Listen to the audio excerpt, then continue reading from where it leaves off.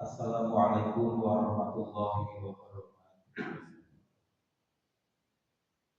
Innal hamdalillah nahmaduhu wa nasta'inuhu wa nastaghfiruh wa na'udzu billahi min shururi anfusina wa min sayyiati a'malina. Man yahdihillahu fala mudilla lahu wa man yudlil fala hadiya lahu. Asyhadu an la ilaha illallah wahdahu la syarika lahu wa asyhadu anna Muhammadan abduhu wa rasuluhu la nabiyya ba'dahu. Allahumma shalli ala Muhammad wa ala alihi wa ashabihi. Jemaah salat subuh. Semoga pengawasan tersebut sama-sama. Bismillahirrahmanirrahim. Raditu billahi rabban wa bil Islam dinan wa bi Muhammadin nabiyyan wa rasulan. Rabbi zidni ilma warzuqni rahmah. Salah satu bahwa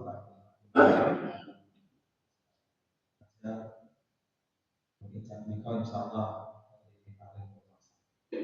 perlu gabungan masih itu bisa nikah Allah Subhanahu wa taala mengikuti dari lomba masjid paripurna sehingga wonten sedikit perubahan di meskipun bahwa ini berarti pun kita kalian mungkin soft satu pun sesuaikan meskipun juga itu lebih nanti kita bahas kami kegiatan kawasan strategis satu market kita melampaui namun kami kehadiran dari teman-teman grup ini pun kita makin salah sini pun semakin berlanjut di anggur pun dengan itu dan uji dan oleh bapak oleh itu monggo itu mengurangkan pengawasan waktu tempat di bu itu acara rapat setelah kalian itu saya untuk pengawasan meskipun pilih menjangkakan kepada bapak ketua presiden sampai nyambung halaman dari kapan parkir rencana-rencana KPU Aisyah rombongan dulu dilaksanakan nyambut halaman belakang yang kita berusaha. Terus kan kita lihat informasi dalam satu apakah bisa dihasil maksimal atas setengah 6. Dulu kita melakukan pakai hasil. Assalamualaikum warahmatullahi wabarakatuh.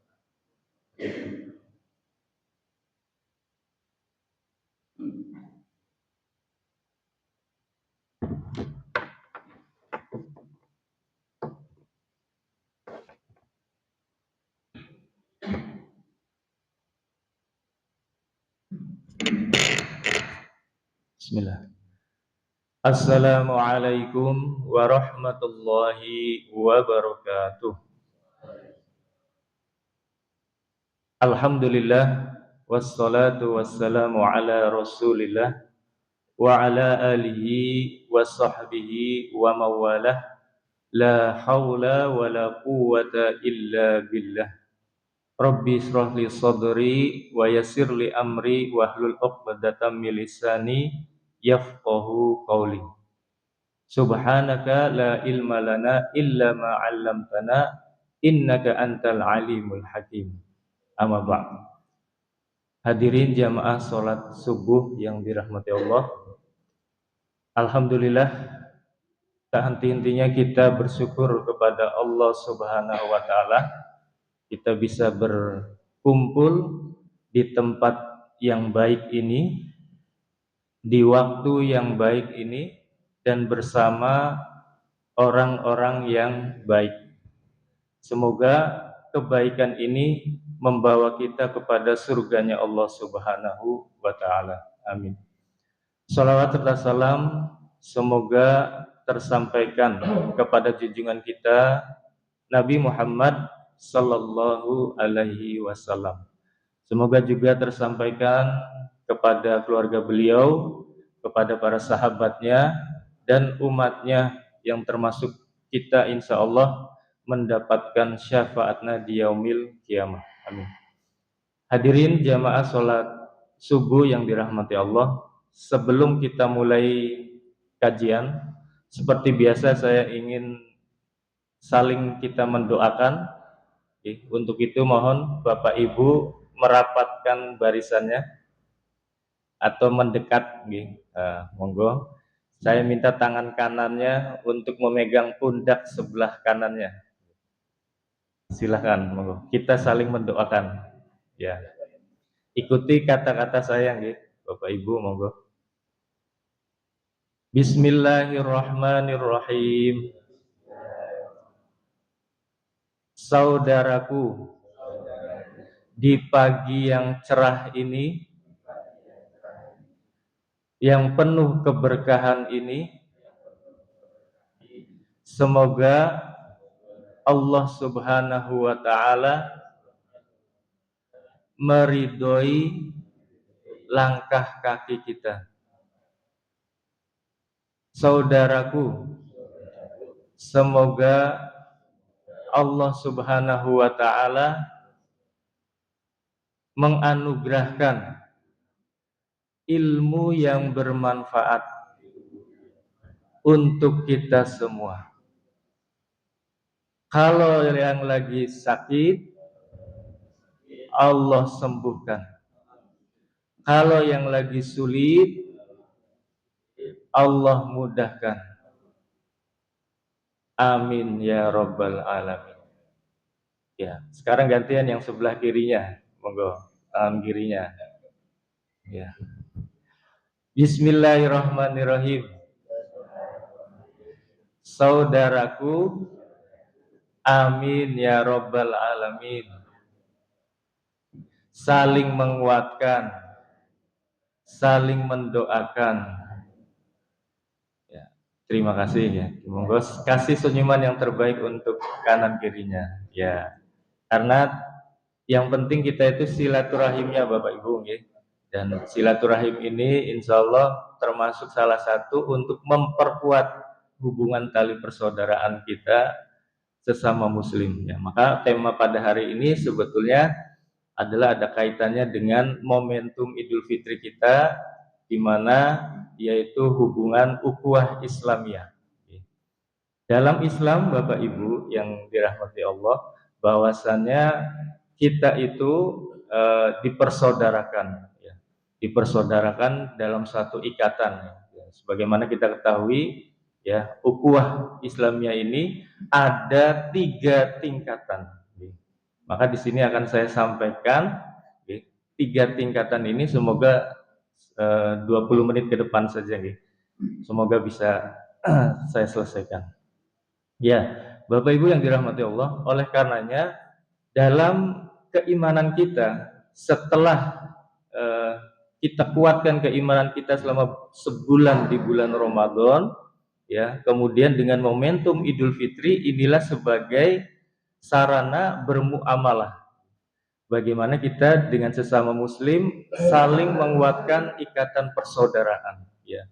Maka halal bihalal itu bukan sesuatu yang bid'ah, bukan sesuatu yang diada-adakan, meskipun memang hanya ada di Indonesia, ya.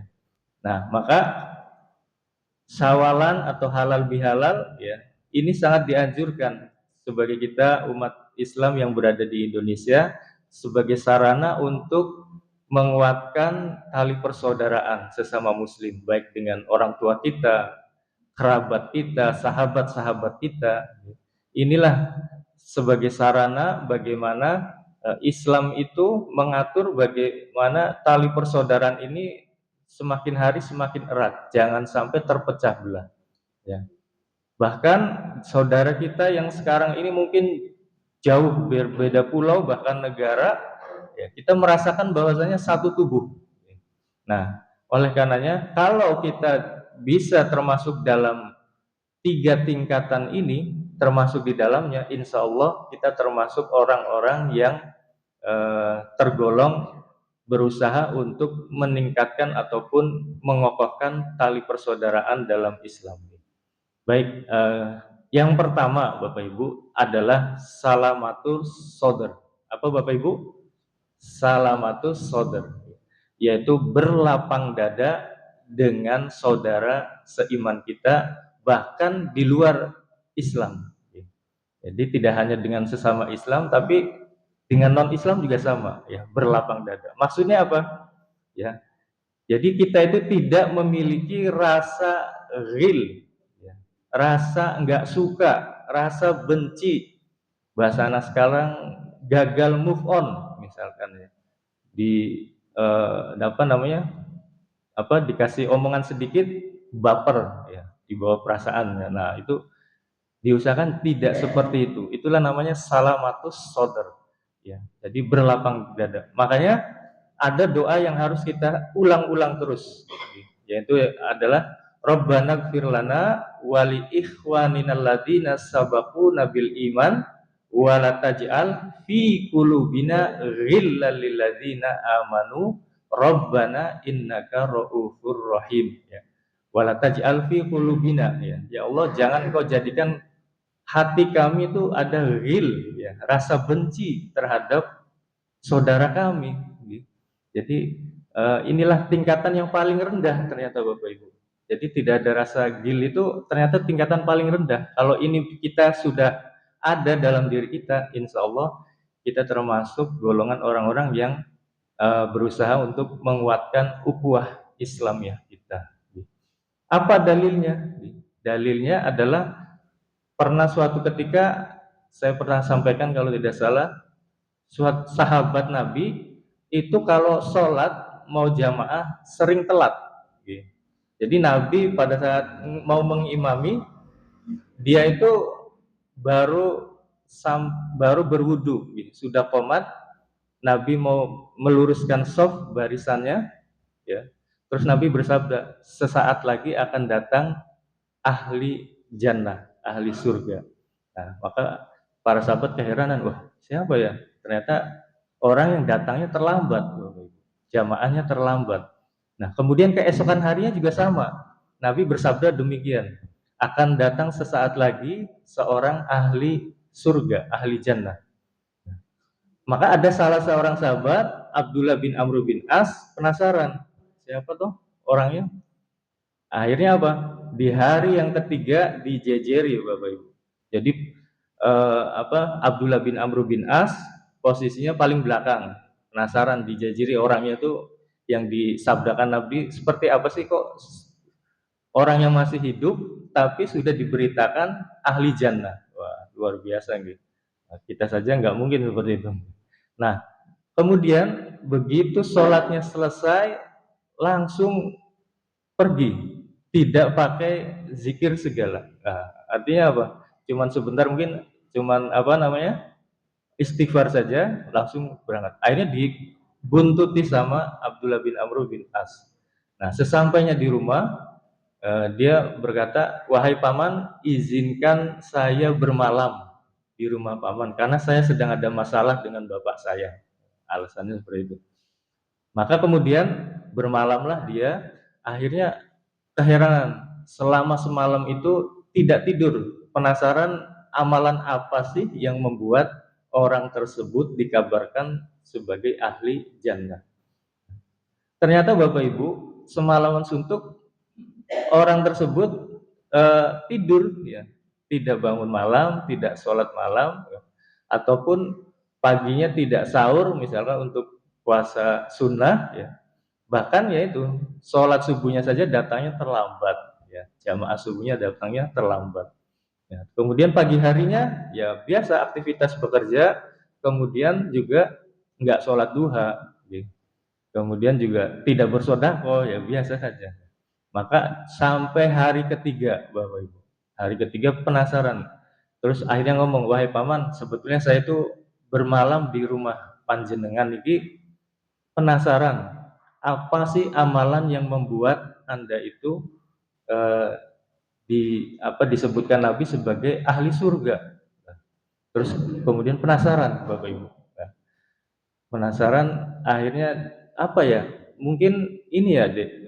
Saya itu setiap malam sebelum tidur tidak pernah menyimpan rasa dendam, menyimpan rasa benci terhadap saudara-saudara saya. Kalau ada orang yang menyakiti saya, maka saya langsung memaafkan dia. Dan juga saya doakan semoga Allah mengampuni dosanya, dan juga saya beristighfar semoga Allah mengampuni dosa saya. Kemudian dia berdoa lalu tidur. Nah, mungkin kata Abdullah bin Amr bin As, inilah yang membuat amalan tidak semua orang bisa seperti itu, Bapak Ibu. Nah, maka tidak ada rasa gil dalam hati kita. Nah, berusaha kita inilah salamatus sodr. Apa? Yang pertama Bapak Ibu, berlapang dada atau salamatus sodr. Nah, kemudian naik ke level yang kedua, ya. Naik yang ke level kedua, bagaimana kita itu mencintai saudara kita sebagaimana mencintai diri kita sendiri. Jadi ukurannya adalah kita itu ingin diperlakukan apa, ya kita juga memperlakukan orang lain seperti apa, ya. Dalilnya adalah la yu'minu ahadukum hatta yuhibbu li akhihi ma yuhibbu li nafsihi. Tidaklah sempurna keimanan seseorang itu sebelum dia itu mencintai saudaranya sebagaimana mencintai dirinya sendiri. Jadi patokannya dirinya sendiri, Bapak Ibu. Ya, jadi kalau kita tidak ingin dimarahi, ya kita jangan jadi pemarah. Ya. Kalau kita tidak ingin dibenci, ya kita jangan membenci orang lain. Ya, begitu juga kebaikan. Gitu. Kalau kita misalkan ingin diberi hadiah, ya banyak-banyaklah kita memberi hadiah, banyak-banyaklah kita bersedekah. Ya. Atau misalkan kalau kita tidak ingin dicemberutin tetangga kita, orang terdekat kita, ya perbanyaklah senyum, ya, murah senyum terhadap saudara-saudara kita. Ya. Jadi ukurannya adalah diri kita sendiri. Nah, maka ini level yang kedua, Bapak Ibu. Oleh karenanya, ketika kita bermuamalah dengan orang lain, ya tentu adalah bagaimana cara kita membuat orang lain itu menjadi senang kepada sikap dan perilaku kita. Akhlak kita ditunjukkan bahwasanya inilah contoh sebagai orang Islam, jangan sampai membuat citra Islam itu menjadi tidak baik. Nah, Bapak Ibu yang dirahmati Allah, sebagaimana pernah, tentu contoh yang terbaik adalah sinten Bapak Ibu, Rasulullah Shallallahu Alaihi Wasallam. Ya. Pernah suatu ketika bahwasanya kalau Nabi itu mau pergi ke masjid, kemudian melewati seperti jalanan ada jalan turunan gitu. Nah, dari atas itu ada orang kafir Quraisy meludah, sampai ke wajahnya Nabi, Bapak Ibu. Nah, tapi Nabi itu hanya tersenyum saja. Kemudian melanjutkan sampai ke Masjid Nabawi. Hari berikutnya, hari kedua, melewati jalan yang sama, ternyata diludahin lagi. Ya. Nah, kalau kita itu pasti ya marah gitu. Namanya orang asing tiba-tiba meludah kita, ya refleks mungkin marah ya kita. Tapi kalau Nabi enggak, ya dibalas dengan senyum. Ya. Hari ketiga juga sama, diludahin lagi. Ya. Ini kisahnya sahih, insya Allah. Nah, kemudian di hari keempat ternyata tidak ada. Ya. Tidak ada orang yang biasa meludah itu. Maka Nabi tengok-tengok kanan kiri, terus ditanya sama sahabat yang melihat, wahai Rasulullah, kenapa Anda tengok-tengok? Ya. Ya, kemudian Rasulullah menjawab, ini saya biasanya lewat jalan tersebut itu sudah ada langganan, ya, sudah biasa diludahi, tapi kok hari ini nggak ada. Oh, si Fulan, ya, dia sekarang sedang sakit di rumahnya. Nah, maka Rasulullah langsung selesai sholat berjamaah mendatangi rumahnya. Nah, setibanya di rumah, kaget orang kafir Quraisy itu. Ditanya siapa yang pas Nabi mengetuk pintu, memberi salam, assalamualaikum. Siapa di luar? Saya Muhammad. Muhammad siapa? Rasulullah. Langsung dibuka, langsung dipeluk Bapak Ibu. Ya Muhammad, kali ini anta sodakta.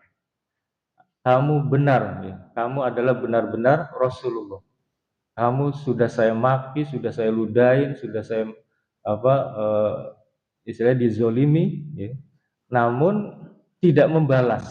Nah, maka pada saat itu Bapak Ibu saksikanlah bahwasanya asyhadu alla ilaha illallah wa asyhadu anna muhammadar rasulullah. Akhirnya orang tersebut masuk Islam Bapak Ibu gara-gara akhlak mulia dari Rasulullah Shallallahu Alaihi Wasallam. Nah, maka ini yang harusnya kita contoh Bapak Ibu. Tapi memang tidak mudah. Kira-kira Bapak Ibu kalau ada orang seperti itu yang menyakiti kita, siap buatan Bu? Ya, insya Allah ya, kalau iman kita semakin hari semakin baik, tingkatan ukhuwah kita berusaha kita tahu ilmunya, ya, tinggal mempraktekannya. Nah, ini yang kadang sulit itu mempraktekkan apa yang ilmu sudah kita dapat. Nah, ternyata Bapak Ibu yang dirahmati Allah, itu ada tingkat yang berapa Bapak Ibu? Yang kedua, yang kedua. Tadi yang pertama apa? Salamatus sodar. Yang kedua, mencintai saudara kita sebagaimana diri kita sendiri. Dan yang terakhir ini tingkatan yang paling tinggi Bapak Ibu. Dan tidak ada yang bisa melebihi tingkatan ini, yaitu namanya al-isar. Al-isar. Jadi al-isar ini adalah level yang nomor 3 dan ini adalah dicontohkan para sahabat Nabi, kaum muhajirin dan ansor. Sebagaimana di surat Al-Hasr itu disebutkan bahwasannya a'udzubillahi minasyaitonirrajim wa yu'siruna ala anfusihim walau kana bihim khasasah. Mereka mengutamakan saudaranya daripada dirinya sendiri, meskipun membutuhkan, Bapak Ibu. Ya, jadi orang-orang Ansor waktu itu orang-orang penduduk Madinah. Pada saat Nabi dan para sahabat dari Mekah niku hijrah ke Madinah, ya, mereka mengutamakan saudara-saudaranya. Padahal dia juga kekurangan, padahal dia juga miskin, ya. Tapi karena ukhuwah Islamnya itu berusaha untuk dijaga, akhirnya ada yang punya misalkan rumah satu bisa untuk bersama-sama dengan saudaranya yang lain. Ada yang punya kasur satu diberikan kepada saudaranya, dia tidurnya di lantai. Ada yang punya makanan satu biji kurma diberikan kepada saudaranya. Inilah namanya al-isar. Jadi mengutamakan orang lain, mengutamakan saudaranya daripada dirinya sendiri, meskipun dia itu lapar, meskipun dia itu butuh. Ya, jadi misalnya Bapak Ibu ada saudaranya, ada temannya yang pingin pinjam uang, kira-kira dikasih betul Bu? Kalau kita lagi butuh. Ya, tergantung ya Pak ya. Kebutuhannya ini ya, kebutuhannya benar-benar mepet apa enggak ya. Kadang ada orang yang kesempatan untuk sering berutang. Memberikan orang lain itu, wah ini kelihatannya orangnya sering berhutang, akhirnya mikir-mikir, janganlah, nggak usah dikasih.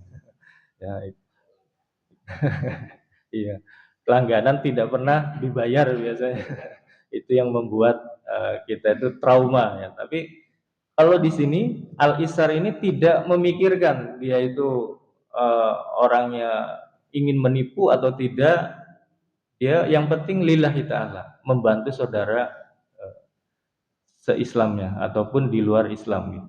Nah, dalilnya apa Bapak Ibu? Dalilnya adalah ada satu sahabat nih, mungkin saya tutup nih di kisah ini, yaitu Abu Hurairah. Abu Hurairah radhiyallahu an, bahwasanya suatu ketika dia itu orang Yaman dan posisinya sebagai apa namanya ahlu sufah, ya. Jadi tidur di emperan masjid Madinah. Nah, bersama dengan teman-temannya kurang lebih ada 40-an, ya 40-an orang sampai 60 lah kurang lebih. Jadi cukup banyak. Jadi Abu Hurairah ini suatu pagi dia kelaparan, ya. Lapar karena dia pekerjaannya juga nggak pasti, ya. Akhirnya dia ikhtiar keluar masjid. Nah, siapa tahu nanti ketemu sahabat yang lain, diberikan makan gitu. Maka keluarlah dia, kemudian bertemu dengan Abu Bakar, ya, As-Siddiq, ya. Kemudian bertanyalah, memberi salam, kemudian menanyakan sesuatu, namun setelah dijawab sama Abu Bakar dengan panjang lebar, tapi kok Abu Bakar nggak paham gitu kalau dia lagi lapar, ya. Nah, karena menjaga ifah, menjaga kehormatan, jangan sampai dia meminta, ya, kepada saudaranya. Tapi ternyata nggak, kurang peka lah istilahnya gitu, ya. Nah, akhirnya setelah selesai ada yang mau ditanyakan lagi, kata Abu Bakar, oh tidak ada, ya udah. Akhirnya dia pergi lagi ketemu dengan Umar bin Khattab, ya. Begitu juga sama, memberi salam, menanyakan sesuatu, ternyata dijawabnya panjang lebar. Kira-kira Abu Hurairah masih lapar nggak Bapak Ibu? Masih, ya. Sampai siang itu ketemu, dan ternyata, ya, itu dilihat oleh Rasulullah Shallallahu Alaihi Wasallam, ya, dan Rasulullah melihatnya dengan tersenyum, yaitu tabassama, ya. Jadi Rasulullah itu tahu Bapak Ibu, ya. Mungkin Abu Bakar peka ataupun apa namanya Umar juga peka kepada Abu Hurairah, tapi Rasulullah itu ternyata dia lebih tahu, melihat wajahnya itu, wah kok pucat, ya. Kayaknya masih kayak sudah lapar, ya, dari pagi sampai siang belum makan. Akhirnya apa? Diajaklah, wahai Abu Hurairah, ayo ke rumah. Diajak ke rumah, terus ditanya pada istrinya, ada apa? Ada makanan apa di rumah? Ternyata di rumah ada apa namanya semangkuk susu, Bapak Ibu. Nah, susu unta, ya kalau minumnya banyak ya kenyang juga gitu. Nah, dalam hati, wah lumayan nih nyicil ayam, kata Abu Hurairah. Namun apa? Rasulullah bersabda, wahai Abu Hurairah, tolong kamu panggil teman-temanmu yang ada di serambi masjid. Nah, teman-temannya kan banyak Bapak Ibu. Akhirnya dipanggil lah. Aduh, dalam hati saya aja lapar kok suruh manggil teman-temannya. Akhirnya ya udah, sami'na wa ata'na. Kemudian dipanggil semuanya. Ketika sudah sampai rumah masjid, di rumahnya Rasulullah, gitu, Abu Hurairah ini, ya tolong kamu berikan kepada sahabat-sahabatmu dulu, katanya. Jadi Abu Hurairah yang lapar, ya, terus diberikan kepada teman-temannya dulu. Jadi dia yang ngiling ke teman-temannya sambil ngintip, wah masih sisa enggak ini.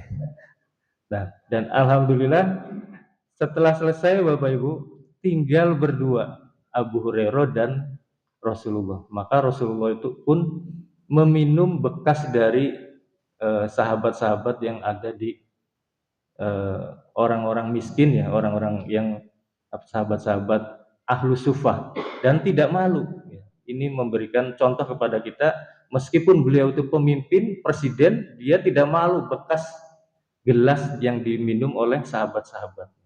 Dan kemudian diberikanlah kepada Abu Hurairah, silahkan, ya, israf, ya, wahai Abu Hurairah. Setelah diminum, mau diturunkan lagi, israf, minum lagi. Kemudian diminum lagi, suruh diminum lagi. Ternyata Bapak Ibu, satu wadah itu harusnya kan habis, gitu. Itulah salah satu mukjizat dari Rasulullah. ya, satu mangkok susu bisa diminum berpuluh-puluh orang. Itu mukjizat yang luar biasa dari Rasulullah. Nah, sampai Abu Hurairah itu mengatakan, wah, perut saya sudah nggak cukup, wahai Nabi, kan, sudah nggak muat, yang udah kenyang. Ya. Akhirnya di sisa yang terakhir, bekasnya Abu Hurairah itu diminum lagi oleh Rasulullah. Jadi pelajaran yang penting Bapak Ibu yang ingin saya sampaikan bahwasanya meskipun ya Abu Hurairah itu lapar, meskipun Abu Hurairah itu butuh susu itu, tapi dia mengutamakan teman-temannya, sahabat-sahabatnya. Dan bahkan Rasulullah juga mengajarkan bahwasanya Abu Hurairah jangan mementingkan diri sendiri dulu. Jadi pentingkan orang lain. Nah, inilah namanya al-ihsan. Bapak Ibu yang dirahmati Allah, mungkin ini saja yang bisa saya sampaikan. Semoga bermanfaat di ketiga persaudaraan ukhuwah Islamiyah ini, dan juga mudah-mudahan memberikan inspirasi untuk kita semua. Kurang dan lebihnya saya mohon maaf. Billahi taufiq wal hidayah. Wassalamualaikum warahmatullahi wabarakatuh.